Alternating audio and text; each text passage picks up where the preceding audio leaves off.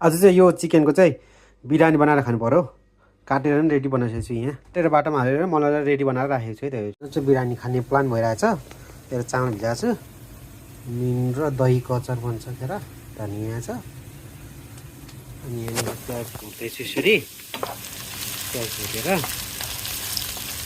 भुट्दैछु प्याज। पानी पनि उम्लियो अब चामलको लागि। अब चामल हाल्नु पर्यो यहाँ। चामल हाल्नु पर्यो अब। चिकनको लागि भाँडा पनि रेडी भयो। अब म्यारिनेट गरेको चिकन छ यहाँ। यसलाई अब टक्क पकाउने हो यहाँ।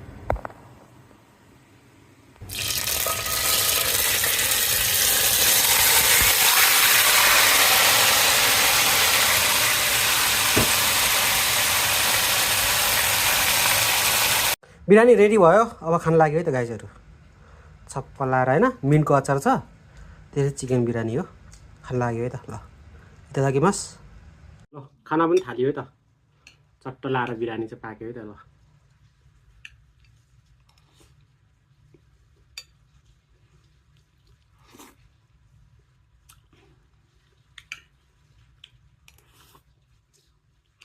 ल मिसो भएछ।